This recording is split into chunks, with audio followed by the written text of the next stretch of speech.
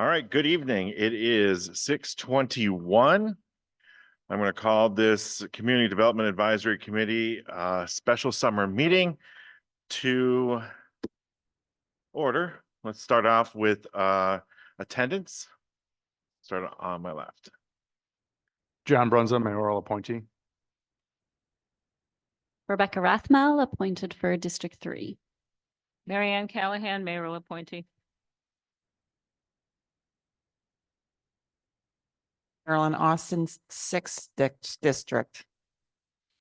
Michelle O'Loughlin, council at large. Eileen, I don't think your mic's on. Is it green?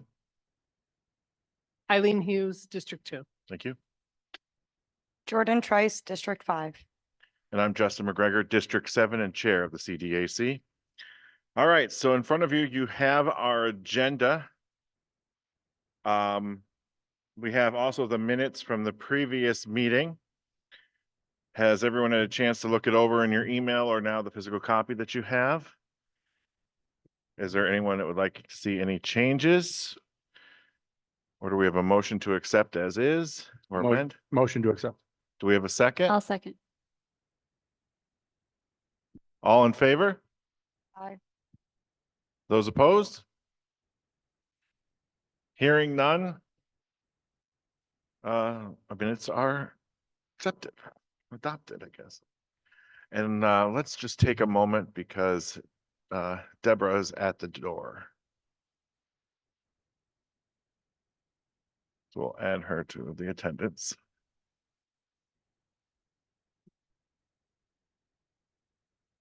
How's everyone's summer been? Busy? Too fast? Yeah. Good. I am ready for summer to start again, please. Do I don't we get remember a it. do-over? I went away for a long weekend, 3 days I had. Because we had, I don't know if anyone saw on the news, but there were 5 races in the June primary. And 4 of the 5 went to state mandated automatic hand recount. So we spent 3 weeks recounting these little races in the middle of Podunk. It was just awful. Yeah. And then by the time you certify all that, we just finished it like the 28th or something of July. And then we jumped right into stuff for the general already. Oh, I'm And we're sorry. getting roughly 125 absentee and early vote applications a day. A day. And we just brought 1,460 registration forms in on Thursday. We're just like up to our eyeballs.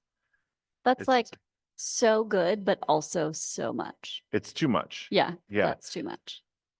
Hello, Deborah. Welcome. Attendance here, but I am so disappointed in you folks that you couldn't wait for me to start this meeting because there's ADA issues of getting up here. 2 people passed me that I was in line getting up here. So I just want that on the record.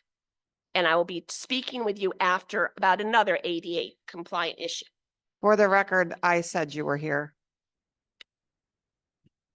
Would it have bothered anybody to wait 5 minutes to start our meeting so I could welcome and be with everybody? That's all I was saying. I'm sorry. I didn't realize that you were here. I apologize for that.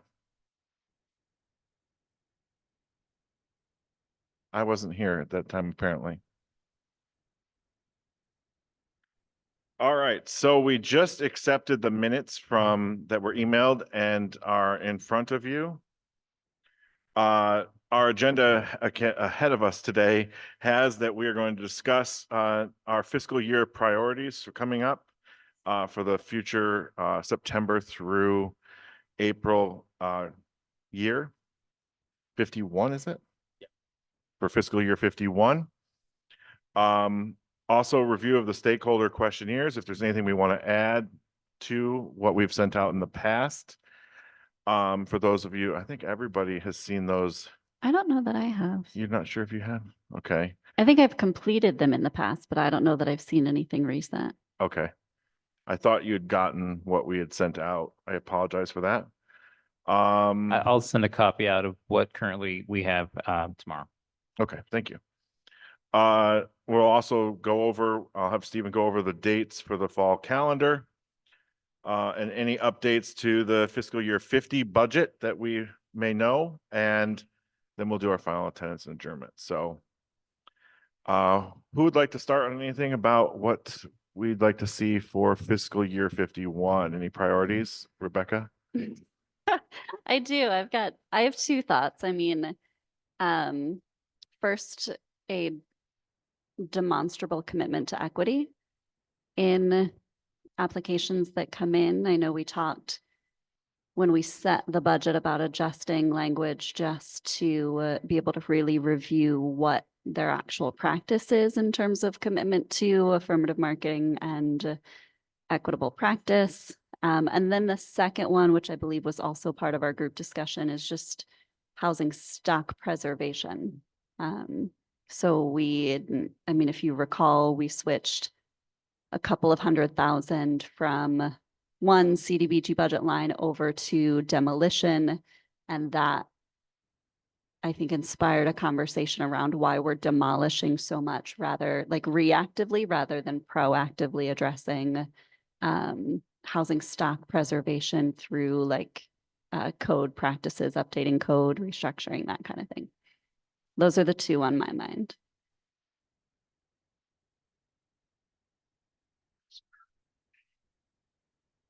I think this would be a good time too, to mention that agencies that apply to us should be told very clearly that they are not entitled to our money, that this is a competitive process, and that we need to look at them very, very stringently before we make our decisions.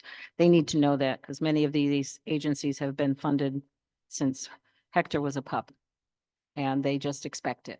And I think we're on the verge of maybe getting some new agencies in here that have a new outlook, a new way of working in the community, and the community has changed. So I'd like that to be part of our considerations. And just to piggyback on what Marianne said, especially in instances where they're not submitting the applications and making those expectations, or not showing up for the meetings and still making those expectations. You know, when we had our budget meetings last year, you know, that was a topic. Hey, this agency didn't show up. Should we still fund them?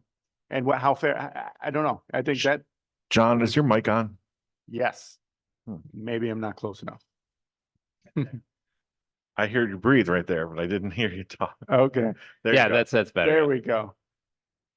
So I think that it's important to recognize or distinguish the agencies who follow through on both the application and showing up to their scheduled meeting or present for their presentation, and kind of make it clear that you know, not following through on those would definitely be perhaps negatively affect our ability to give them money.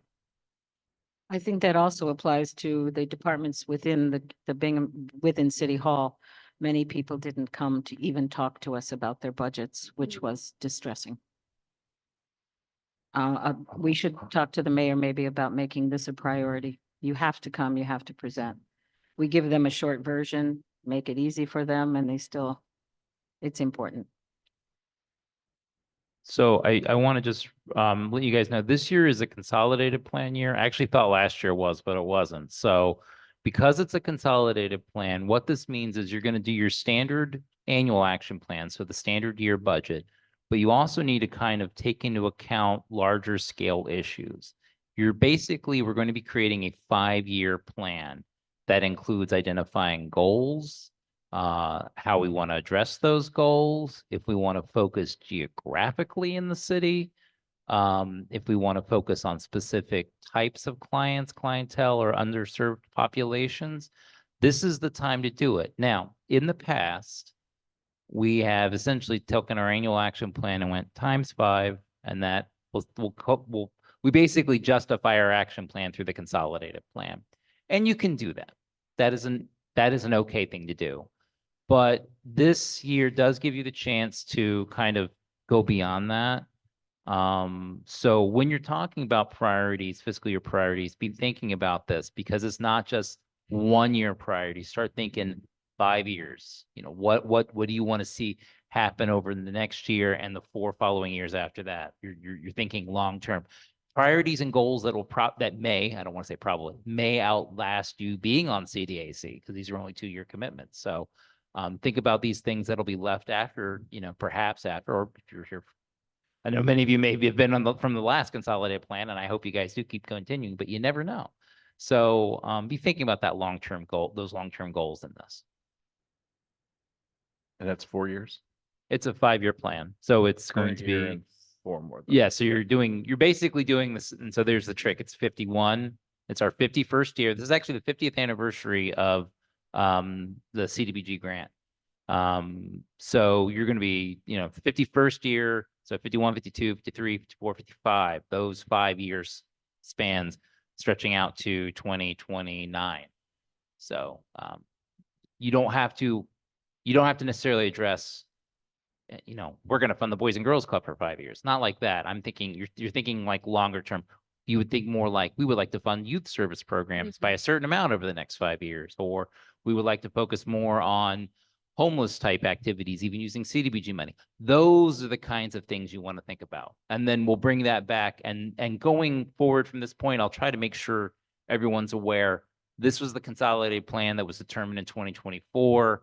You know, use this as your guideline for goals, especially while you're reviewing applications for using the grants. So that's really how that'll help you. It can help you process the grants as they come through, or the applications as they come through.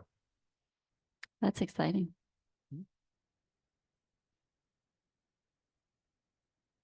All right, so the last thing I had was follow up on the organizational meetings.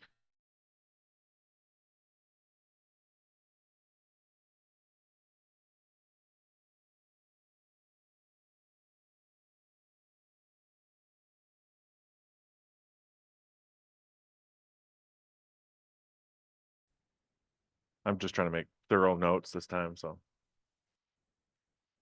Yes, John. Steve, might you be able to distribute the last consolidated plan? Would that, I can do that. okay, thank you.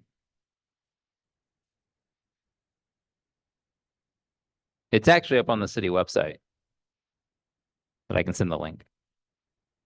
And you can point out to all the typos I put in it. I'm going to step up and go up to Deborah with the sheet. I'll do that. You Oh. keep running. All right. How much? So I guess I'm just thinking in terms of what we're seeing coming through City Hall. So like a focus on human rights. Right now, there's like a zoning restructure being considered.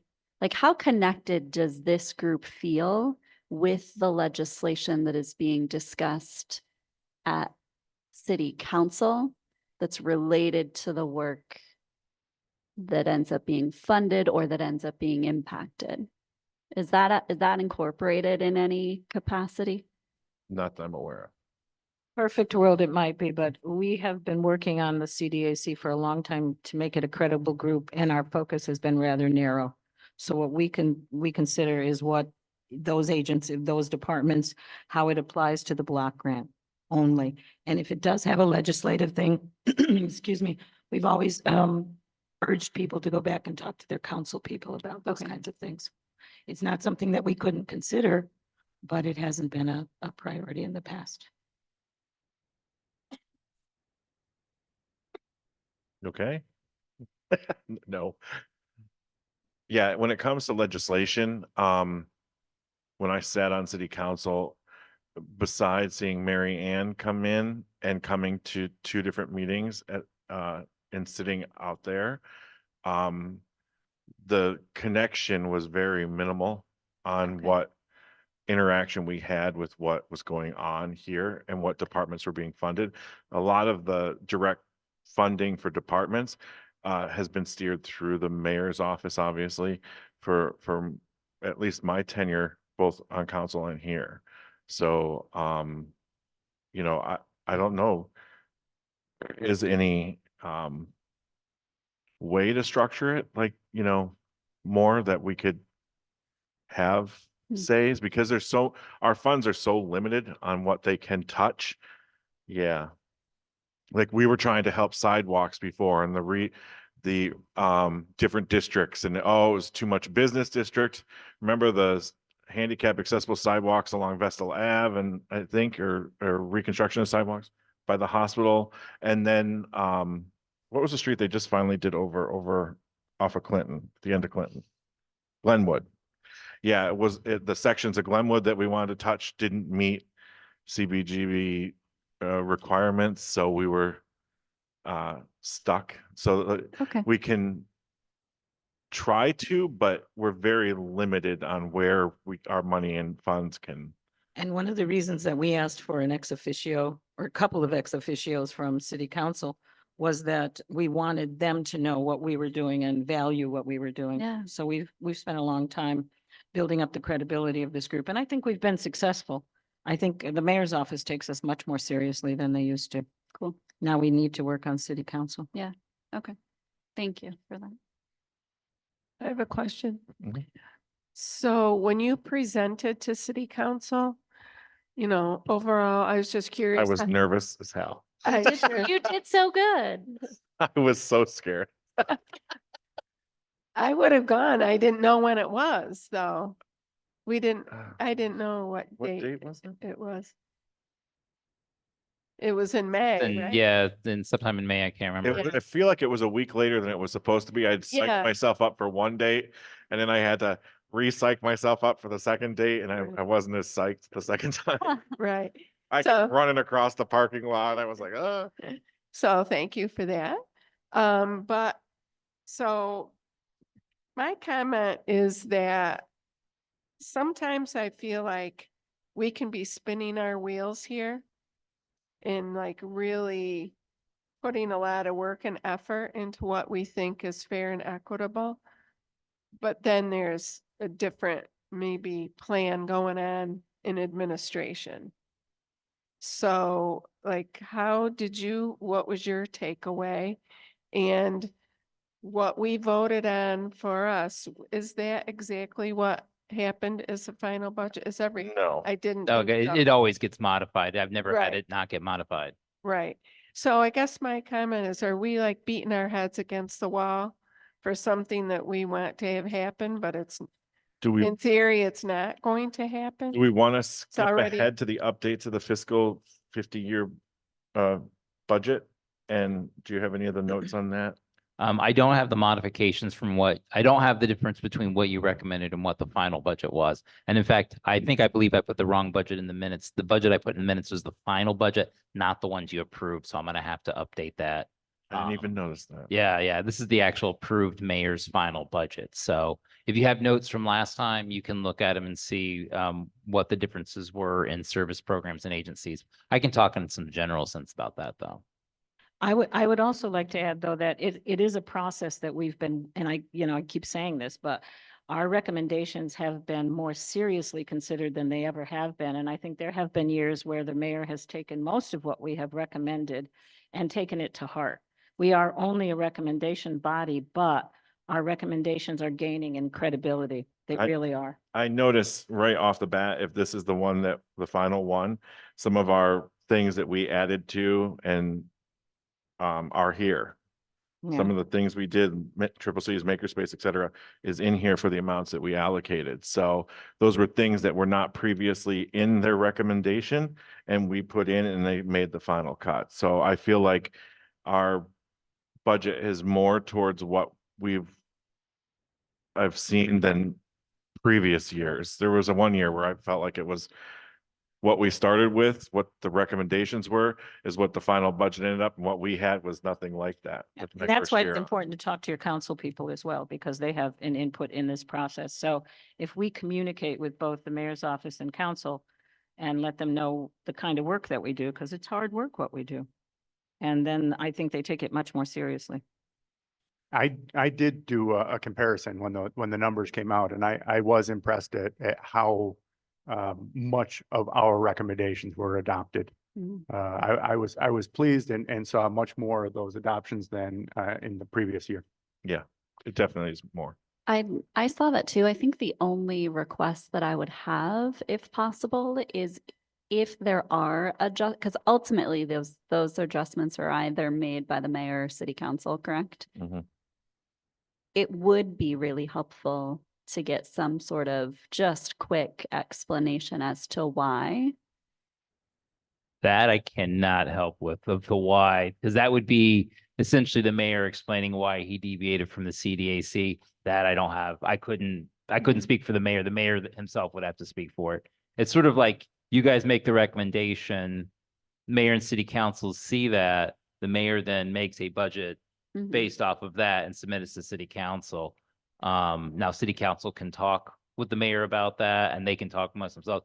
Changes can be made, but that's just like if city council may ask me why CDAC did something, I would say I can't speak for Yeah, CDAC. so maybe we could, in that space in between, we could prep our city council. This is something that, yeah, to- but this to is, ask the question. this is almost like the last piece of that puzzle is getting the mayor's office and city council to give us even a small précis, a one pager about why they decided to Yeah. do what they did, to help us, with closure, Mhm. we've always had that dangling open end, Yeah. and It- that's been a problem. Doesn't even need to be closure. It can be to help us figure out what their priorities are for the Priorities, next right. previous, Well, for the next yeah, year. But it closes, it explains why they did what they did and.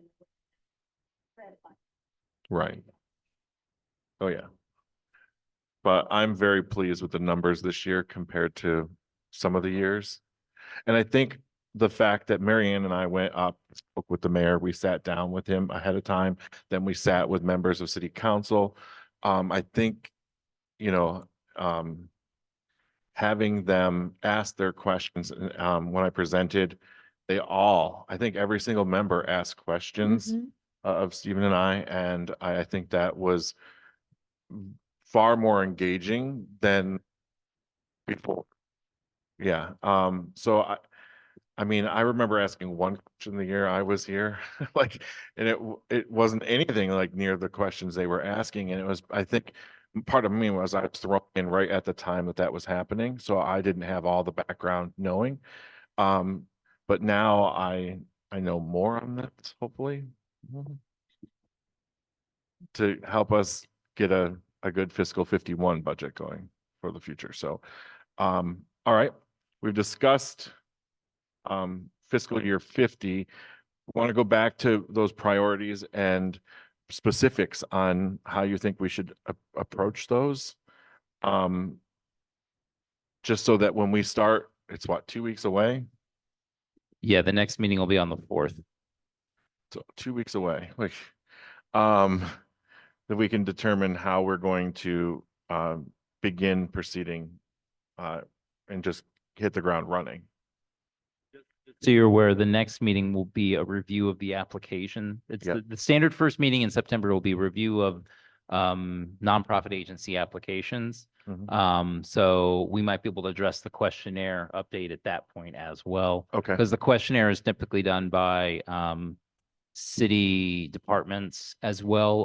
There's a separate one we have for, what do we call them? Non-stakeholder agencies, essentially, or sorry, stakeholder non-applicants.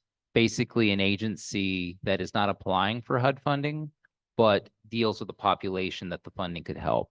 So this is where I reach out to like like the VA or one of the veterans groups. I reach out to a homeless agency that isn't getting funded or requesting funding. I reach out to, I like to reach out to RISE. They've never really submitted anything which deals with DV issues. They don't apply. So that's the other one we have will be the stakeholder non-applicant questionnaires, which is similar. But and- usually not as detailed. And that does what for them? Is it it's like they then have the opportunity to apply? No, the point of the stakeholder non-applicants is for them to say, this population needs help for these reasons. So even if that agency is not applying for money, then you now have that information knowing, oh, So, this is, and like there's nothing I can do to expertise. force them to Okay. fill it out. But it really behooves Okay. them to, if they want to help their client base, to help us understand what needs that client base has. Every group that comes before us, well, they should anyway, project themselves as in the most need, is Yeah. doing the most good, doing, Yeah. you know, et cetera. So when we hear that over and over and over again, it's good to get somebody else within the same Right. sphere telling us, hey, yeah, childhood homelessness is a big problem, or, you know, emergency care, or Okay. whatever the aspect may be. It helps us get a little more sense on where maybe at a certain specific snapshot in time, we may need to direct more of the funds. Cool. Does that? Think of it kind of like like if there was a COC rep that came to talk Yeah. about homelessness, but that rep is not specifically applying for funds. You know, it's not the Y, it's not Fed, Yeah, nothing like okay. that. Thank you. All right, so you wanted to discuss equitable practices. Do you want to talk to us a little bit about what you'd like us to see or do with that? Let me find my How we approach it? notes, because I think I had something very. Oh, I do have them right here. I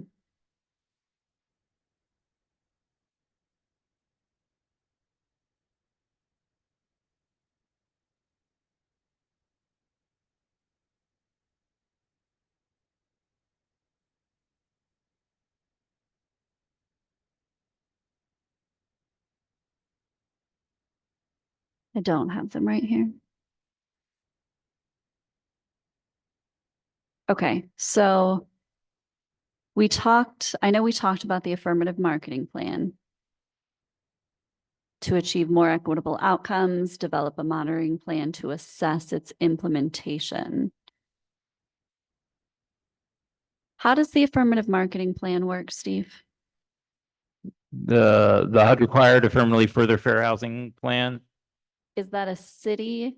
So the city has to have one, correct? The city does not currently have one. We sort of kind of work with generic fair housing requirements. We do have a fair housing officer. We are looking into trying to find an agency for fair housing education. I do need to come up with a plan that will be put in there. We've been needing one for a while, just have one basically spec'd out. I think So I just have to basically essentially create one that meets HUD's requirements. I think that's one of the primary pieces that I was considering, like not having one then leaves organizations without something to reference as they're considering their affirmative marketing practices. So having that in the first place, and then making it part of the review process where rather than like a checkbox on whether or not they follow fair housing and affirmatively market, asking them to identify what their strategy, their approach, their protocol and practice is in those cases. I think you really need to first off define which agencies or which types of programs or projects will apply to that. So for example, you wouldn't require the Boys and Girls Club applying for their summer program to have something about how they affirmatively further fair housing, right? Right. And I think affirmatively furthering fair housing is one thing, but I think in terms of affirmative marketing in Okay. general, like how is I would be curious, and I'm just one person, so if everybody else doesn't feel this way, that's fine. I would be curious. I mean, these are community funded services for community purposes. And so I'd be curious how well these community organizations are identifying their target population in terms of, more than likely it's folks who are low income, don't have the private finances or access to, if Boys and Girls Club is our example, access to the funding to pay for an annual membership somewhere else. And so how are they determining who they're informing and how they're informing the community about the opportunity to be a part is something I would be curious about. Are they just they post a flyer on a Facebook page, or are they going to an already established community center in an underserved neighborhood and saying, we do this and we'd love for your family to be able to take part? That may be asking too much and might be like way out of our realm, but Could that be best addressed just by asking that question in each of the presentations? Was Mary Beth here this year? I don't remember. I believe she only came once. Mary Beth from the Boys and Girls Club. Yeah, I Yeah, believe she she only came came once. Last year. Yeah, she came last year. Yeah, she did a presentation last year. I did go to her on-site meeting though, for the Boys and Girls Club this summer with Shannon. Everything checked out as far as I'm blanking that on her. goes, but Was that the one by the election and I wasn't here? I can't remember if she came either, because usually she sticks. Because she's not in my Y notes and usually I put Yeah. those. I. Tell Mark I saw think his it mom. certainly would work. It's just a But the question. presentations would be a great place for us to ask those kind of, because each agency approaches their target population differently. Mothers and babies would do it differently than boys and girls would. Mhm. So we can include that as one of our questions, just to see. And I think that we'll find out that we've been hearing that information all along without actually labeling it as that, Mhm. because we hear about how they go out and what they do. Deb's got her. thing. But I think we should have them in case they don't prepare that kind of information. Oh, okay. Yes, I agree. Thank you. I mean, this is something we could certainly put in the application if you want. Yes. Deborah. Steve, finish. Oh, yeah, Finish. I'm done. I'm done. Okay. Yeah, yeah. Those questions have been asked in the past because the woman from Action for Older Persons, because that's one of the questions that I asked, how do you market yourself? And they were within the week or the week after going to be on the community segment with WBNG in the afternoon. So that's one of the ways that they're getting out. But that's a question that we have asked during our question when the executive directors are here or one of their representatives.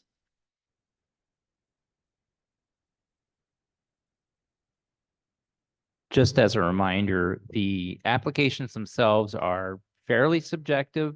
We had toyed in the past with trying to do an actual rating and ranking system, but it's one of those things, as soon as it hit the reality, it basically got flushed down the toilet. So it is a very subjective application process. So it's not like we have in there, please put your affirmative marketing plan in here and get 5 extra points. We don't have anything like that, Yeah. but we certainly absolutely can put something, because we do ask them a ton of other questions.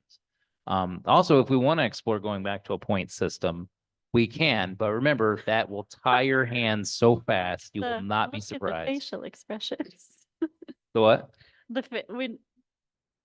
I was I just just- observing the facial expressions when you. Yeah, said you yeah. Could go back to, Well, I mean, I and love it- point systems, and but it, it's a I've lot of done work. point systems It's before a with the lot of work, COC, and it does, it'll tie your hands, maybe in a way you do like to have it done that way. It's more organized and focused. And then again, it's depending on an agency's issues in a year, they, for some reason, might lose 50 points because one bad thing happened to them. So Yeah.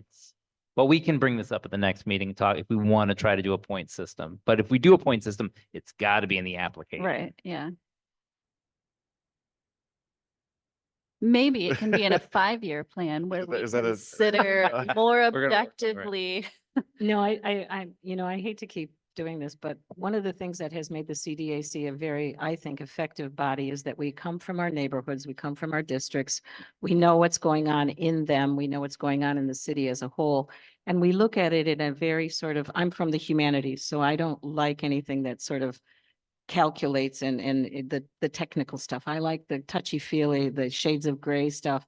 And we're all different around this thing. So to make it as user-friendly as we can, as CDAC members that go back out into the community, if an agency is in your district, or if you know a lot of people that are there, then you bring that input back, and that's where our discussion comes from. And I can honestly say that we always ask most of the time during these presentations, how do you reach out? How do you get your people? How do they come to you? We've always asked that because we want to know, even with the Maker's Mark people, how does he let people know? Who does he let know? And if we want to get more specific than that, it requires a whole other level of questioning, So we always say we're just a CDAC. We're just the humble civil servants of the CDAC, So But asking those questions isn't always a bad thing either. Oh, yes. Yeah. Well, my only point about adding the question to it is so that some of them who that might not be the first thing that comes to their mind have some of their, yeah. I mean, not something that may have to put down their plan on there, but to give them notice that, hey, we're probably going to ask you about that when you sit in front of us, have some figures or stats. The first year I was on here, we did it all.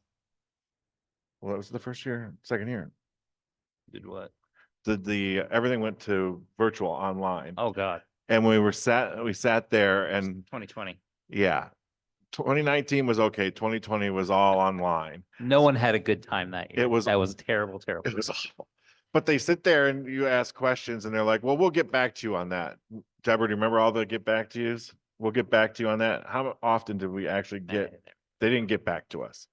And I want them to have that information. So when we ask them, I know it's not virtually anymore, but when they're here, there's nothing worse than, oh, we'll get back. I can get that data to you.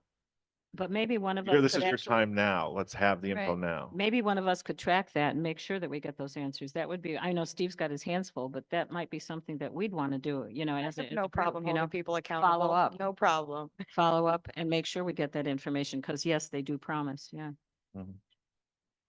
All right. So are we agreeing then we should add it as at least a baseline question to have them prepared? Well, let me just add to this. So next, I'll talk about the dates here in a second, but the next meeting in 2 weeks will be the meeting where you approve the applications. Okay. In that, is this thing dying? You can include this question. Test. You can include this question and other questions as well. So you have essentially two to think of what you want to be on that. So it can be this, the other things you wish to ask too. If you want to get specifics, type them up. It's always Yes. best for us to come in with specifics typed. I would ask you. I would ask that if you do come up with some, if you want to send them to me in an email, and I can compile them all and send them all to you guys before we have that next meeting as part of the agenda. And then you'll have that to review. We can do that. And don't feel bad if you don't come up with a new question or whatever. It's not like everybody's got to try to do it. No, just if you feel like a question should be asked, feel free to look at your existing packets. That's generally what I borrow and paste for next year. I just update certain things. So I'll look at those packets, see what questions we generally ask the agencies, and expect we're going to ask them something similar. But if you want to say, add this, don't add this. And then in the next meeting, I'll give all my wonderful years of experience on why some questions don't work as well. They may sound like they work as well, but they don't. And some maybe even something we've never tried before. So, hey, why don't we try it? So. What he said. So I have one question. So would it be easier to just modify our uniform paper that we send out, Marianne, that we had come up with?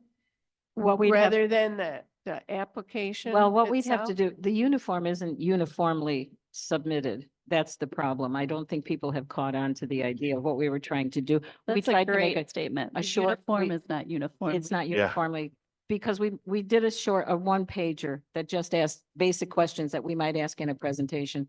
And even city departments haven't responded using that form, and the stakeholder form is based on those kinds of things. So we tried to make it easier. If we actually do want the answers to those questions, it might be something to put into the application, because then they have to look at it. And I think she makes a fair point about, checking on those things, and we need to do that, but we also need to make sure that it's based on each agency and how they do things. So the question isn't going to be as scientific as it might be, but we can, at least get that and make sure, because I know that we do it most of the time, but this would make sure we do it all of the time. And it would definitely get it into their mindset. Yeah. So that they have those answers ready for us when we do ask, because the type of question you ask is going to be different from, after school program to a housing program or what have you. So the statistics and how they go about that is something that might not be readily available, like off the top of their head. And by having the question in it, they'll hopefully have those statistics with them. You're looking at me Oh, no, I'm, as if you don't agree. no. It's difficult for me to imagine not having all of the statistics when I'm preparing for a presentation, but I feel like not everyone is a data geek like me. So yeah, there are people who are humanities geek, they can tell you all about everything their organization does, but Yeah. maybe not so much the finances and not so much the marketing Sure, end of it. sure. Yeah. Yeah. And the different presentation, I mean, we've seen them. You get the beautiful colored packets and the kids and all the stuff and all the extra people on the community day where they come in, they talk about their organization and the passion. There's that, but they might not have been great about how we budget, how we do, A, B, and C. Yep. So, And they may not look at equitable practices even in the same way, because for them, a needy population is a needy population. And they might not break it down like maybe other people who are looking at it perhaps in a more statistical way do it. So it's it's imprecise at best, at least from our point of view and what we're trying to do, which is to make a recommendation. If we were a more official body, that might be something that we'd like to look into, but you make a good point. We need to actually ask them in whatever way they can respond to us. How do you find your people? What is your, and who, because I know the Boys and Girls Club talked about, we actually gave them, I think, 5 more placements this year because it broke their heart to see kids that were standing outside the fence and couldn't come in because they couldn't afford it. Mhm. And they didn't care who those kids were. They were just those kids and we wanted them inside. So they're looking at it from that standpoint as well, like just, we want to reach everybody if we can. At least that's the feeling we get, right? correct. So some of this remember me talking about goals before. So again, we'll talk about the applications next week. But if we want to go ahead and start looking at, say, specific types of programs or specific types of clientele that may end up being some of these goals. So I'll give you an example. Do not run with this or run with it. I don't care. You guys come and go, you know what? We see a need in the community for youth programming. So we're going to want to put, over the next 5 years, $1 million into youth service programs. That's probably really high and you shouldn't, but because it's going to exceed the cap. But anyway, you come along and you say, we're going to put $1 million in youth programming. So within the applications itself, and of course, this is sort of the cart before the horse, you can sort of address those goals. You can say, what goal from the consolidated plan does your program, service, whatever, address? So this year, since we obviously don't have goals, we could be a little bit more broad on that. But if you want to start looking at the applications as a means to address the goals themselves that you're going to eventually come up with, that's a way they can target them. You can target, it can be, like I said, client base, homeless, youth, the seniors. It can be housing. It can be anything you're thinking of. And then obviously there's more than one goal. But one thing that might not be good, might be a good thing to think about, and this is sort of beyond this, is start also thinking about prioritizing goals. What is the number 1 priority? What's the number 2 priority? Still important, but number 1 is bigger. So just be aware of that.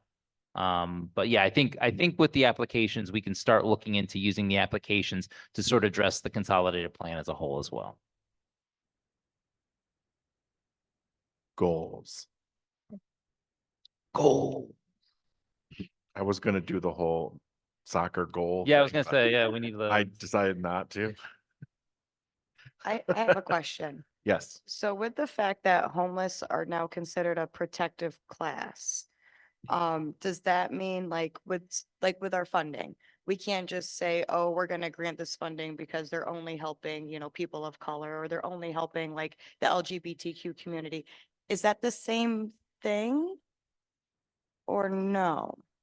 Am I confused? So, okay, so depending on the specific program or service, some agencies actually aren't eligible for CDBG because they reach sort of HUD rules and things. I'll give you an example. We had an agency that had a program that only served minority businesses. Because they gated that program was ineligible for CDBG unless they expanded it. And they did. We came up with a creative solutions to expand their program.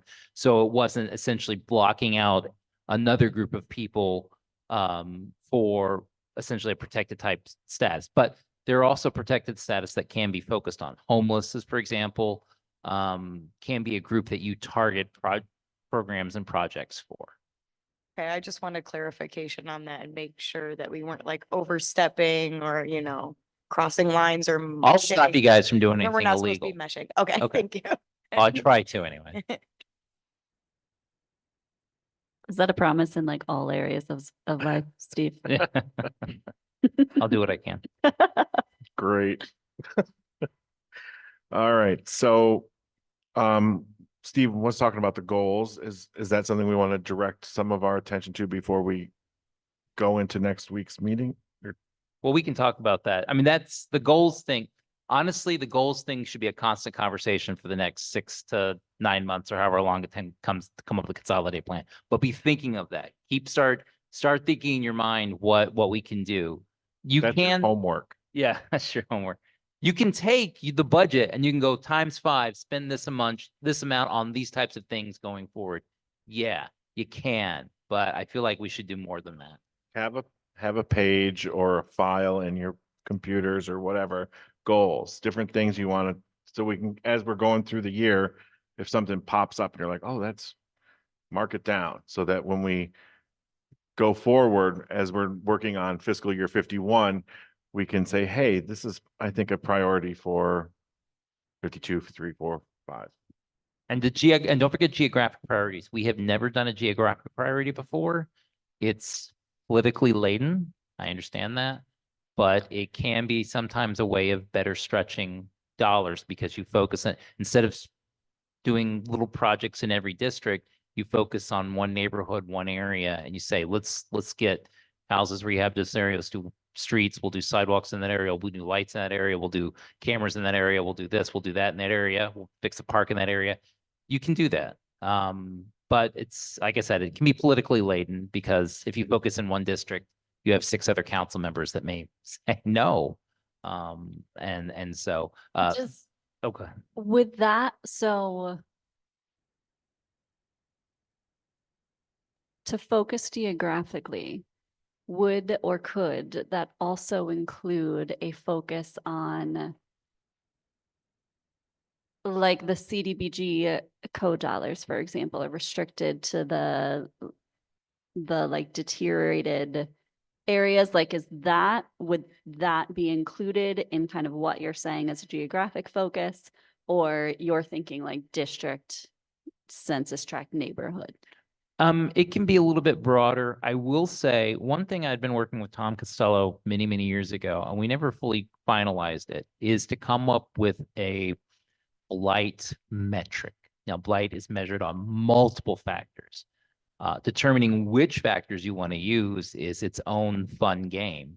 But this is something that we can say, put these numbers into GIS, run us a map. What areas need help?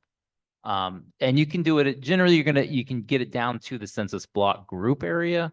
Usually you can't get it much better than that, but you lose some data because some data is only available to track data. Some data is anecdotal. That's terrible to include, but it's sometimes the only data you have. When I talk geographic areas, it can be whatever we want. It can be a metric that we define once a year. When I do the data meetings, I can say, here's the worst off parts of the city. It can be ones we already know of. We can say north of Maine. We can say Clinton Street area. We can say, I don't, whatever areas you want to define. So it can be as broad or as specific. It can be measured. It can be however you want to define it. Thank you.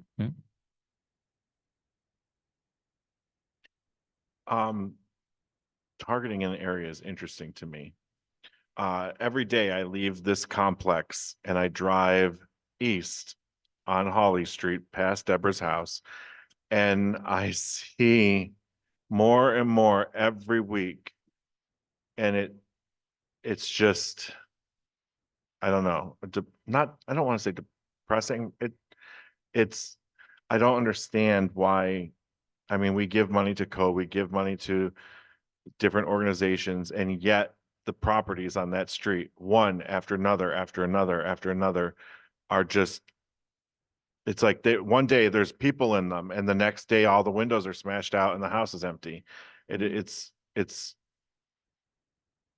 phenomenal.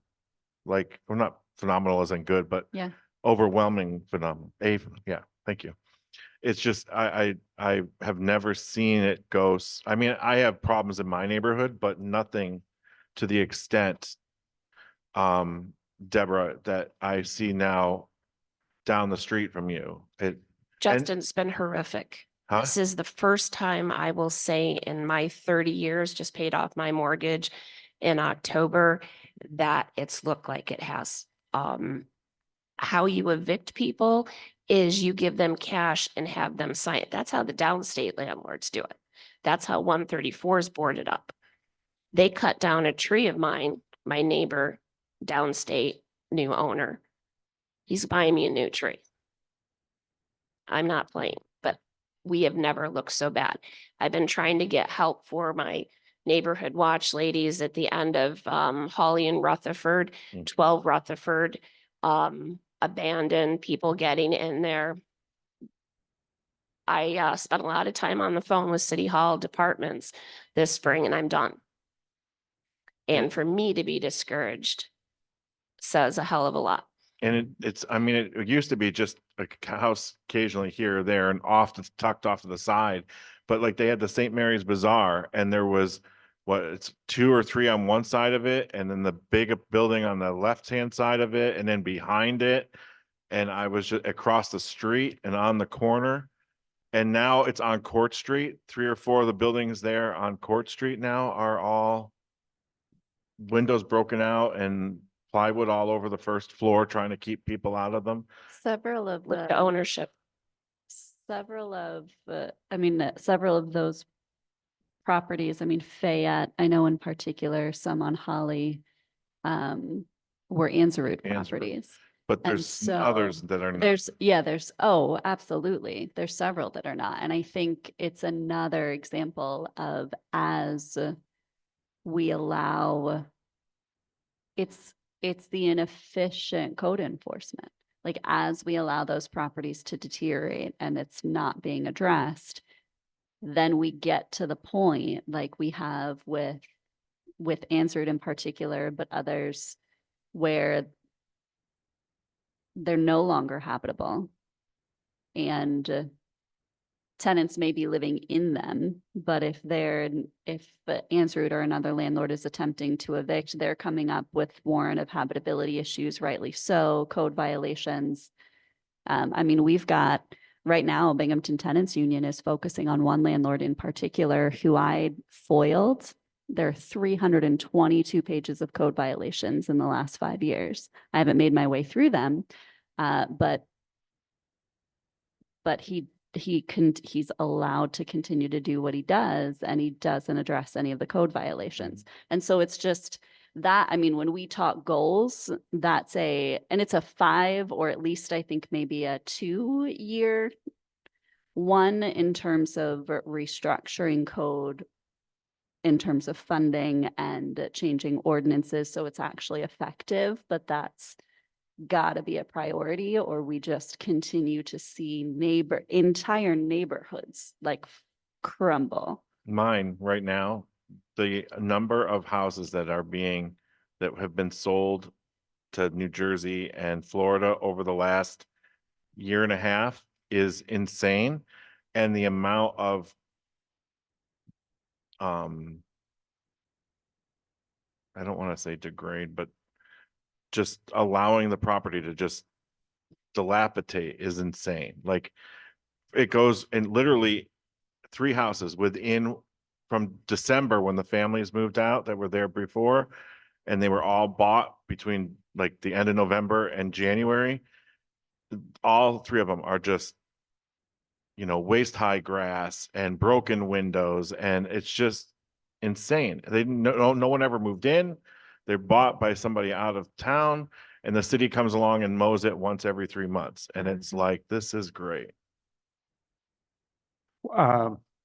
Trying, we're entrusted with these tax dollars and trying to kind of make the best out of them. One of the lenses that I like to view it through is, how far can we stretch this and how can we make the most out of these? And I think as we talk on this topic, one of the ways is to, how can we measure the number of eyes on these blighted properties as well? Weighing properties on major thoroughfares where people are going to be seeing them more. It affects more of the community perception of the city. Properties that you can see from the Brandywine or something like that with people coming into the city, that's going to make more of an impact than a property on the side street. I don't necessarily know how we might be able to collect and analyze that data and turn that into a goal, but that's something that I'm certainly kicking around as we think of ways that we can beautify the city. Which areas and which properties are going to make the most difference?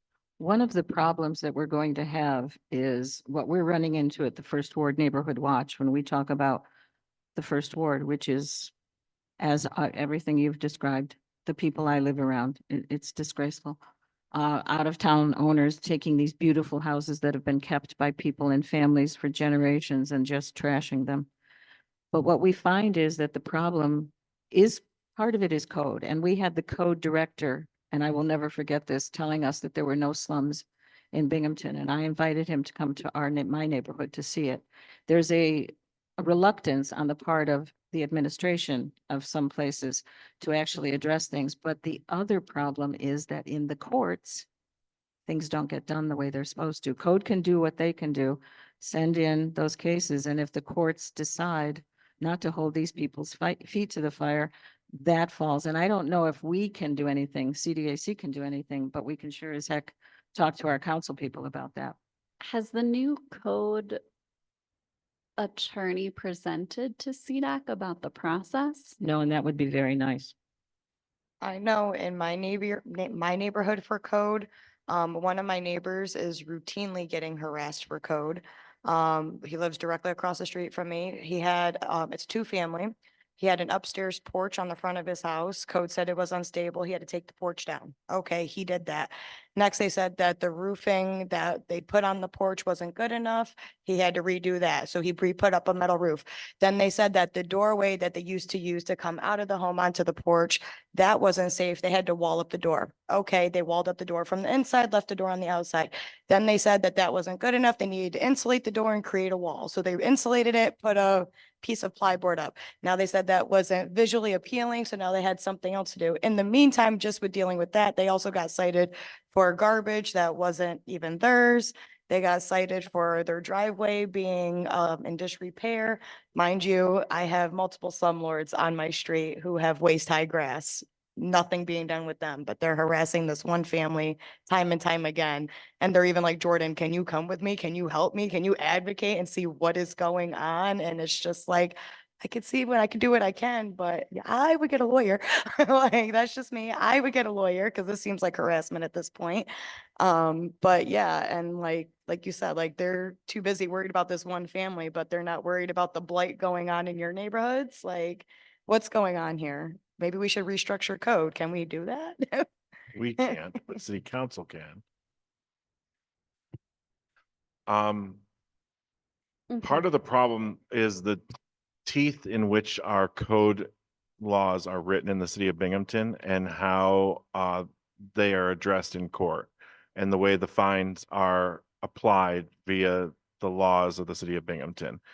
In other municipalities, the ticket, you get a ticket, you're getting and paying that ticket unless you can prove otherwise, but you are responsible for that ticket from the moment it's written. Here, you're issued a summons to court where the court would then issue the fine. Like I lived in Charlotte, North Carolina while I was in school. for my master's. And while you were there, or while I was there, they have something in their code where every multifamily home or a rentable apartment must have white blinds or uniform blinds in the windows. So that's part of the process of renting something out. All the windows all in your building have matching blinds. So they put in $4.99 mini blinds, but it's something of dignity where people don't have to then buy those. You're not seeing from the outside, you're not seeing towels or blankets hanging in the window or whatever. And then when they leave, if the blinds are destroyed, $5 of their whatever go to replacing a blind or whatever. They do it. It's built into the cost of their apartments. And that's one thing. It gives dignity to the renters and it makes the property look more uniform and better. And it's just something that they built into their code for apartment dwellings. I think the opportunity that this body has when we talk about a restructure, because it's a restructure operationally and it's also revising code ordinances. So it's two-part legislative in terms of ordinances, but the restructure will end up being funded or could end up being funded by CDBG dollars. And so that's where I think the conversation can be had around this table. Now, it's only a restructure, in my opinion, is only effective if the ordinance is also changed. But that's where I think this body can truly be a part of funding the potential restructure as it rolls out. I don't know that Otherwise, there's no way for us to fund anything to help them unless it's already in the work Right. and there's something that we can right. put money into. Yeah, exactly. All right. Do we have anything further on that? Deborah, sorry. Just a quick thing. I would invite you to go Wednesdays to Code Court, and the citations for the most part are low middle income to low income property owners and multiple visits. And the grant programs, especially coming out of COVID, citation for one of those already on the list to have a roof done in repairs. So it just doesn't quite correlate. And one of the judges actually recommended having a veterans court because that was also an issue as well. I could say a lot more, but I'm gonna hold my tongue on that one. We just have to have pride, and I don't know how to restake that or restoke that. There have been multiple iterations. Project Pride through the Chamber of Commerce was involved in that. I don't think that's active anymore. The Facing Our Future project, late 90s, many citizen programs, a lot of great things came on that. We all did reports. They're sitting over at the library. The last of what I'd call the flower beds that NYSEG did when Alan Hertel was still involved, those have kind of disintegrated into the existing blacktop or soil there. So we can't lose hope. I'm on the border of that. We just have to be a bit more forceful. And there's a lot of questions I'm going to be asking when a director is here in this chair.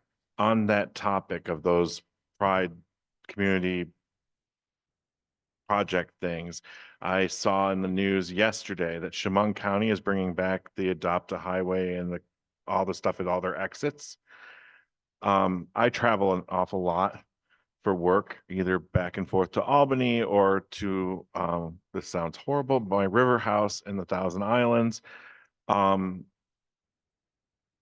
But you go everywhere else and you get off the highway and it's pleasing to the eye. They're mowed and there's signs saying, hey, restaurants are this way or that way, gas is this way or that way. You get off the highway at any of the Metro Binghamton ones, and it's like okay. Where do I go? What do I do? The grass is this high. There's weeds. The street signs are covered over with plants and everything. Even our clover leaves are enormous, like It's the terrible. plants, and they were all beautiful. Like those were all taken care of. Community groups did all of them, and all of a sudden they stopped. It's terrible. I was gonna say that too. Coming into the Rumble Pony Stadium or Yeah. off the highway. Whatever. I don't We're at understand Plain- any I of it. mean, it's happening over at the university too. Yeah, the one in front of the university used to be beautiful gardens and signs, and it's just bleh. One more thing to add, once upon a time, I served in the the AmeriCorps National Civilian Community Corps. For those people who aren't in the know, it's a team of 8, generally 10 to 12 kids, ages 18 to 24. They give you a van. There's 5 campuses across the country. They give you a van and dispatch you to different community projects all over the country. Yeah, commonly known as the Domestic Peace Corps. And so you stay in a community for 4 weeks, 6 weeks, 8 weeks, and you are essentially free labor for whoever sponsors you. I was based out on the West Coast, but yeah, we did exactly that stuff. We were free labor for cities working on both public property, private property, beautifying communities. I mean, we worked in cemeteries, we pulled weeds, we painted, we did everything.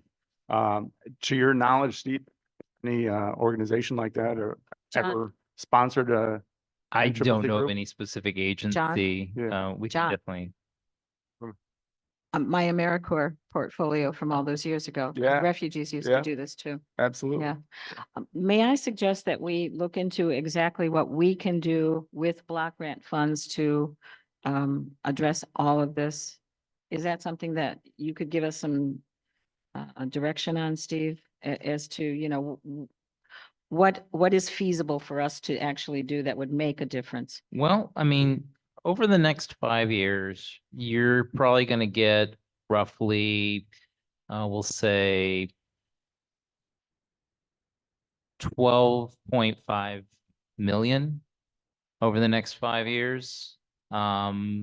So taking that into account, and I hear you guys talk about the hope and the member planning projects, any of these kinds of things. They sound great. They're one shot and people walk away from them. And then you look back and you go, what happened? Mhm. And the issue is that you have to keep doing it. You have to do the work year after year after year after year. You have to keep going back and dealing with the things that were done, or they will change. They may change for the better. They may change for the worse, but they will change if you don't keep at it. It is a constant, it's weeding. It's constant. Think about weeding your garden. You don't weed your garden once, walk away and go, well, I'm done for the year. Nope, you got to keep at it. So the same thing with these projects. So you are looking at working on a 5-year plan with a 1-year plan. Each year you will do a new 1-year plan. And so, to address some of these things, you guys can identify these types of goals, these long-term goals. What can we do every year to try to address those things? So I don't know if that answers your question, or if I went on Well, a tangent, but it's a nice answer, and I appreciate it. But what I was thinking is, what exactly can the CDAC do to address any kind of changes or reprioritizations with something like the code department of the city of Binghamton? What is our leverage? changes to other departments, changes into law are generally going to be beyond your purview as the CDAC itself. Now, if the CDAC as a body drafts language and you present it to city council and the mayor that they then choose to act upon, Yeah. that's something you could do. It- It's not really been done before, but there's no reason it can't be done. You are presenting a forward front. You're saying, okay, we're all 11 of us are saying this is an issue that needs to be addressed. We see this year after year. We can only deal with so much. We can put the Band-Aids on, but That's you exactly- gotta pull the hand out of the mower. I mean, we can only do so much on our side. Exactly. I do already have a restructure drafted. Again, for like CDBG funding. So specific, like particular to Cdac that we could, whenever is relevant, review. Again, it will only be effective if implemented along with a proactive code enforcement ordinance, but that's something that can be part of our like push and conversation. I think if So- we could look at something like that, and then we could go as a recommendation body back to our council people, back to the mayor's office, and say, in light of what we're doing here with the consolidated plan and our budgets and this plan, if you can make it relevant, and if you can make it applicable to block grant funding, then that gives us the perfect in to take it the next step. And Deb's got something. Deborah. Yeah, this is directed to Steve. For example, can we allocate funds for personnel for parks? And I call in multiple times a year to complement the crew that does when you get off the Brandywine to Susquehanna Street. I have watched them and they mow and they weed whack. So that one little parcel looks great compared to, for example, the south side. And they just for the first time I noticed, because I'm at the hospital all the time, right along when you're coming back from the old number 5 and going around the corner where the vines garden, the weeds were taller than the handrails going down Yeah. toward the old school that's now a SEP building. Is there any possibility that we can allocate funds? This is just an example because it might apply to other departments too, for summer that they do the entryways or they do the parks. Is there some way to put that language in and provide funding for that? That was that- just a very point specific, but That's something where when Parks comes in and does a presentation, I would bring that up with them. As for the allowability of it, depending on who's doing it, maybe. If it's someone new or if it's someone doing overtime, it's eligible, but if it's existing park staff, you wouldn't be able to, you can't use CDBG funds to fund a city or a municipal salary position is currently being paid. So you can't just say, okay, we'll use CDBG money and apply it to the code enforcement administrator. You can't do that. Code enforcement's kind of, don't use code enforcement because we do actually go back to I was that. gonna say, That's didn't we that's fund- kind of its own weird little thing there, but we couldn't just go and pay police. We can pay police overtime, but not police because police would be paying no matter what anyway. So that's how the Ranger program worked in because that was a new program. so it'd be like the summertime help. Maybe that would be a young person that could get and that's a salary, and we work with Broome Tioga Works So- conjunction. This is where it gets kind of wonky because if you let's say you're hiring someone, a new city staff position to do it, depending on where they're mowing, may or may not be eligible depending on the location, because it has to be a low income, primarily residential area. And this is where the mapping. This is gets a where it little- comes back to us again. Yeah, it's, and I can't ever, the thing is, I can't even provide you a map of what qualifies in the city because depending on what area you're defining, it can change the final numbers. This is That why, little square right off of Susquehanna Street. yeah. So if you say this part to this part, is it eligible? I can look and I can do mapping, but it's individual project based. However, an alternative you can do is if you want to fund a program through the Parks Department or even Vines to do something where the CDBG funds are paying for the salary for these, these kid youth programs that are coming along. Okay, this is a great way of learning how to, hold down a summer job, make some money, and Vines kind of does that with their current summer program. That will qualify under services, and it's a completely different sort of can of worms. And as long as those people, because those are now the clients, the people that are getting paid to do the work. So yes, possibly ... with more questions. That's actually most CDBG activities are like that. Great. So, 1998 through 2004, 6, with those gardens along the parkway and down at each of the clover leaves. Oh, yeah. I was part of 3 different adopt a highways. So every other week I was at some other different cloverleaf or intersection or section of the Parkway or Upper Court Street or Upper Front Street, depending on the year, helping and assisting on doing those. But at some point in time, they stopped the ability to do that. It had something to do, I think, with the state. But if other counties now are reactivating that, I was wondering if that's something that, Something to call on. I think that's, a lot of those areas are under the DOT, right, New York State. But this brings to mind, I wanted to ask you guys, is the flyover being eliminated?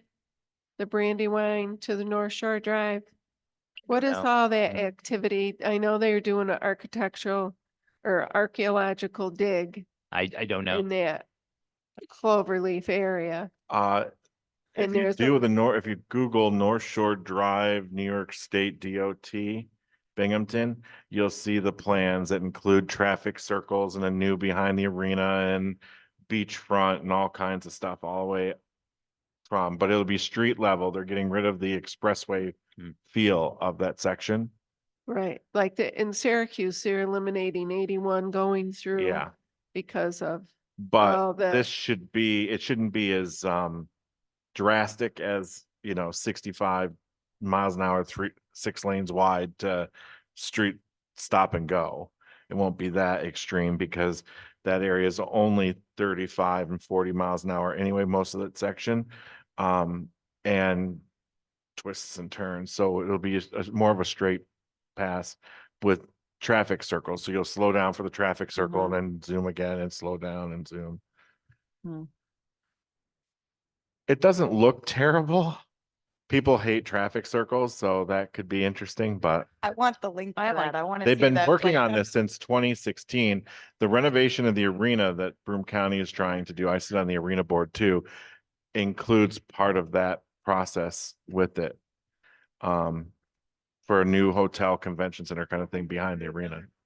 I think I read that there was I heard about a study where they found out that traffic circles are the safest intersections you can have in the world, ... except in the United States because Americans don't know how to do traffic circles. So they're actually more dangerous. I love traffic circles. but So I Upper know Front how to drive Street's so them. easy now with the two circles. It's like a zoom, zoom. Yeah, I through. think so too. I like it. Diverging diamonds. You want to talk about confusing and scary? Diverging diamonds they have in Charlotte, and the traffic is coming at you. And Ooh. depending on how the stoplight goes, you're driving on the same set. It's So to address what you had specifically said about whether something's eligible. So right now, when you talk about street improvements with CDBG, you generally think of milling and paving. We're going to pay Torto Construction to come in, mill and pave such and such a block. That is road reconstruction, or that's road rehab, or that's street improvements. Street improvements can also be, hey, while they're there, or even if they're not doing it, just because it needs it, why don't we fix all the sidewalks? Why don't you could use street rehab to pay for the administration and upkeep of a program that's an adopt a road project. There's adopt a highway. Could there be adopt a block? I don't know, maybe. Could be. That's But what your I was street looking rehab programs could, when you're thinking street rehab, don't just think mill and pave. There are other things that count as street rehab.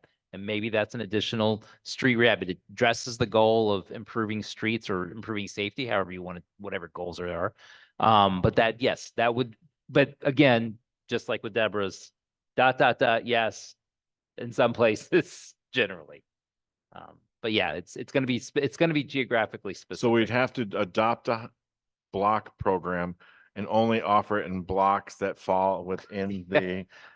I mean, we can look at it that way, yeah. But those are Here's actually, a sign. We're gonna put it up here, here, and here. honestly, Adopt that block. most of the ones that are going to qualify are going to be low income residential areas. So instead of thinking adopt a block, you could say adopt a neighborhood or something like that, however you want to define the neighborhoods. Deborah, do you need to adopt a neighborhood person? I'll adopt a neighborhood. All right. Anything further? Everyone looks like they're on their phones or writing. Well, I have to, the FY50 budget, I have a few additional things for that. Okay. Whenever you're ready for that. Well, I was just talking about Oh, okay. this section of our discussion on priorities. Mhm.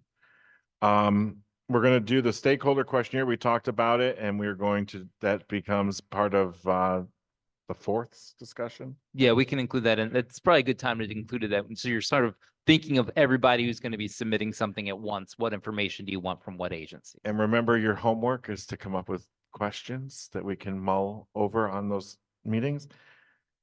How about the calendar, Stephen? Okay, so the fourth will Hold- be the, Before, excuse Oh. me, before we go on further, could next meeting be a time when Rebecca sort of makes a brief presentation about what she's talking about with code? Because I would be interested to know from her point of view, what it would be that we could be recommending for such an important department in our city. I mean, definitely bring it up if we want to. I mean, we could do a full bullet Right. point, or we can, Yeah, I You- think. You it's don't some- have it today, right? Is that why you? Or if you could send it to Steve and he could send it to us so that we could look at it, Yeah. you know? either or. I think that would be, at that meeting, it might be a good time to start Or a thinking about. synopsis of it or whatever you want to do. Yeah. Okay, Okay. because we can start to think about how we approach these things differently. Yep. At that I time. agree. Thank you. All right. Everyone set to move forward to the fiscal year calendar? All right.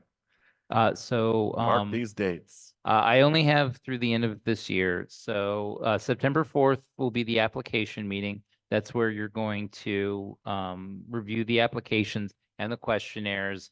But the key point is the applications, because those will get submitted at the next room, Board of Contracts and Supply meeting. So after that and before the next meeting, essentially during those presentations, I will have agency training. I always do this when the applications come in, so the applicants know and they can answer any questions to, because I don't like sending out an application and then agencies constantly email me and phone call me. And that's not proper, actually. They're really not supposed to do that. So we do the agency training. I don't know if I would do it virtual or in person. You are, of course, welcome to come. So the next meeting after the 4th will be the 2nd of October. We'll make that the data meeting. So that'll be the meeting where I actually put together some maps, pull together some data from the census, from, things like crime statistics and stuff like that. This might be the time where we want to start talking about blight metrics and stuff like that. Now, I think the last 2 years I've done the data meeting, things have actually kind of improved, but then again, you think about 2020 was probably the lowest point of everything, so you're gonna be improving since then. October 30th, by that time, applications will have been returned. I will have either delivered them to you or you'll have come pick them up in the office and had time to review them. So October 30th, thankfully not Halloween, will be first round of presentations. I'm going to do things a little bit different this year. One agency was missed in the presentation emails. So I'm basically just going to email every single person in my listserv and let them know about the presentations. So we may get a lot of people here. That's great. So on the 30th will be the presentation one. November 13th will be the second round of presentations. And then December 11th is the third round of presentations. Now, in between all of this, we may decide there needs to be another special meeting. So you guys will get to decide. And if it looks like we just have a ton of applications, we may want to have an additional presentation meeting.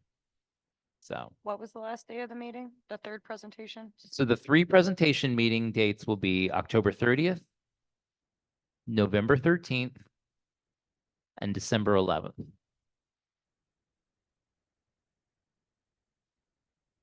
Probably next year. So we'll kind of re-meet February. sometime in January or February. Oh, we'll re-meet in January for the whatever that thing's called, where you vote for officers. But we'll have, at that point, then we start getting the stakeholder, non-applicants to present, we'll have departments to present. Hopefully we'll have, ample time to review the goals that hopefully we'll have come up with and, budget plans and stuff like that in the meantime. Quick question from the newbie here. Who receives these applications, or how does one get an application? So the applications generally do it as it's done as a standard bid, the way we do every other bid in the city. So it goes to contract and supply and ads put in the paper Friday. I let everyone on the listserv know.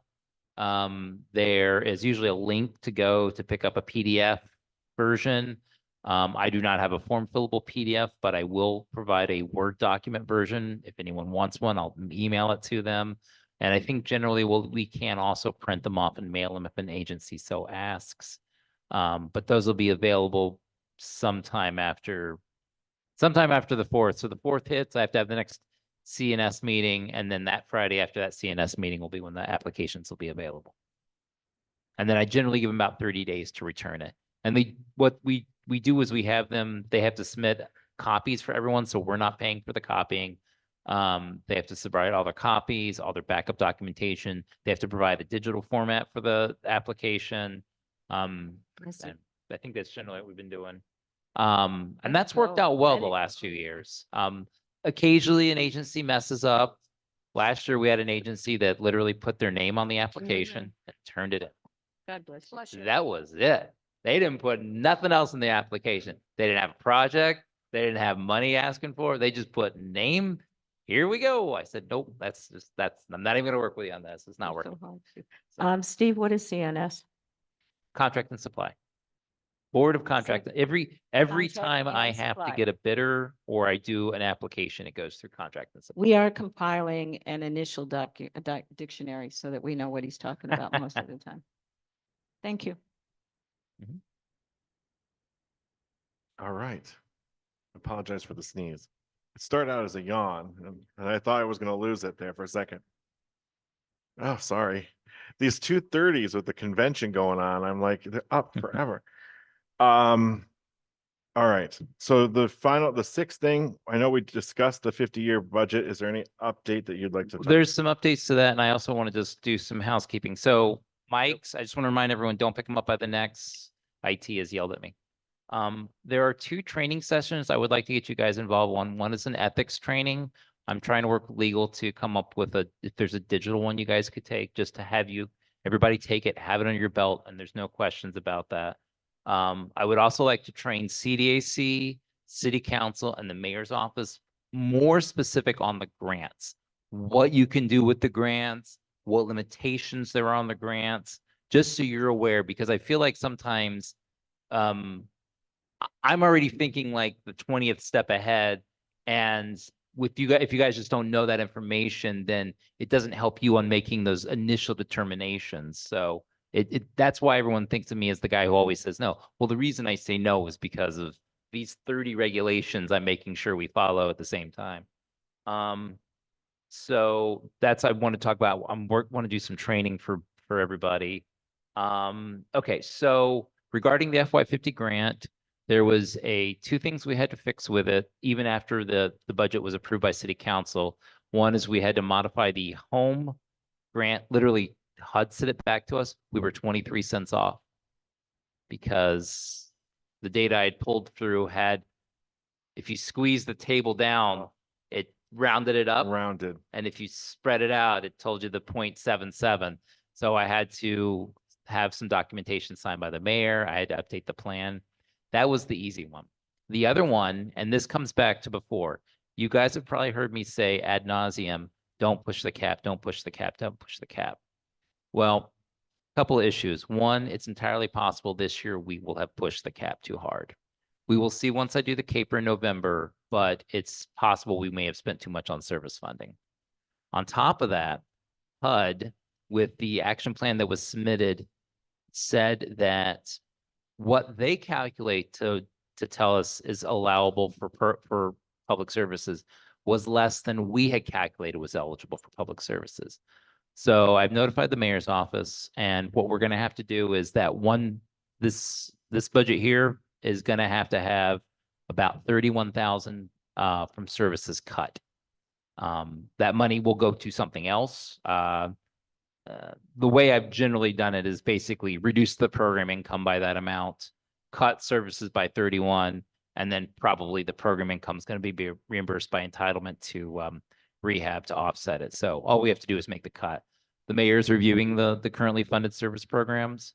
From this point on, we will no longer be using program income to determine services. So the service cap is going to be based only on entitlement. That's where the problem came from HUD. Probably saying a lot of this stuff and it's confusing, but you have your entitlement.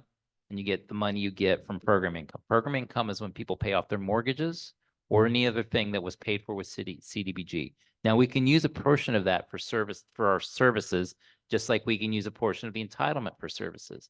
But what we did as a calculation, HUD said, nope, we used a different number. And that's our problem. So from this point on, we're not going to be, and I talked to the mayor about this, we're just going to get rid of this altogether. We're no longer going to include program income for the public services calculation. And we're probably also going to do a soft cap of 13% as opposed to 15%. So anticipate the next round of service funding to be even more cutthroat. Because Steve, you're going to be Ca- having to Can make you, harder. can you things. define what you mean by service funding for some of our newer members? Service funding, well, it only applies to CDBG, but it's essentially any of the money from those nonprofits that provide a non-capital project. So not First Ward, they're doing a capital improvement there, but like the CARES Backpack Program, the opioid addiction program, Mothers and Babies, Triple Cities Maker Space, those are service programs. CDBG was never intended to fund a lot of service programs. 15% cap is a really low cap. It's ironic that service programming is the most cutthroat when it comes down to it, because it's the one everybody thinks of when they think of CDBG. And you're really supposed to be doing more capital projects, more, neighborhood improvements, more, rehab work, not service programs, but you can do some. So you're going to have less money to distribute with services going forward. So just be aware of that. And that's all I have to say. Okay, so program income typically is required to be reapplied to the project. There's no requirement for that. However, administratively, it's 20,000 Yeah. times easier to reapply it to the money to one project and one project alone that generates it. So will that change? So I understand not estimating program income in terms of determining final cap, but will how that program income is then reallocated change? Nope. So program income is Okay. our best guesstimate. It doesn't have to be accurate at all, and we update it once a year. The issue is our calculation for program income is not the same thing that HUD used for calculating how much program income we have. So they just said, you can lie all you want on your action plan for how you're going to put your program income, but you have to use our specific formula for how much you can apply to public services. And because of that, it's now creating a massive issue because we're going to have to go back to city council. We have to do an amendment. It's not a fun thing.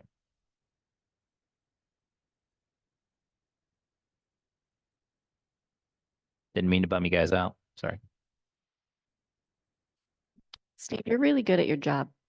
I like to pretend I am. No, you are. You Thank are. you. Thank you. I learned that from going to the on-sites. You are very good at your job. Thank And you. we wouldn't be the CDAC we are without him, seriously. But I would really like you guys to do the I want to figure out how the structure of the training is. We could do it at a CDAC meeting. We can do it virtual because it's not necessarily a CDAC meeting. But I would like to get you guys really knowing what these grants can do because it answers a lot of your questions when you say, can I do this? Why can't we do this? Sometimes it's a good idea. I have a training session for the agencies before they apply, which goes over some of this, and I'll probably take that and modify it. And because I want city council, the mayor's office, and you guys to kind of have a better understanding of what the grants require, what's allowed, what's not allowed. Training. And I thought my education was done.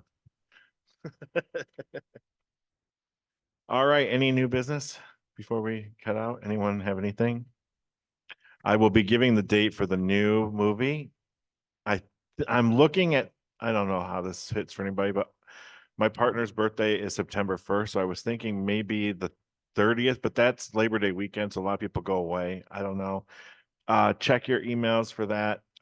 It's going to be my neighborhood. Some of my friends and all of you are welcome to my home.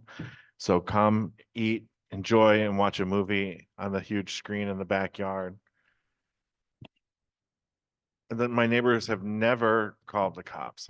Maybe we could do a fall one and show like a spooky movie or Oh, we did. something. The last Saturday of September is always a spooky movie. So mark it on your calendars and come on over we kick off Halloween. Our trees are decorated with ghosts and Halloween lights. It's awesome. So have I. They're just not turned on yet. All right. Attendance. Let's start up top. Deborah Hogan, Merrill appointee. John Brunza, mayoral appointee. Rebecca Rathmel, third district appointee. Mary Ann Callahan, mayoral appointee. Marilyn Austin, District 6. Michelle O'Loughlin, Council at Large. Eileen Hughes, District 2. Jordan Trice, District 5. And I'm Justin McGregor, CDAC Chair, District 7.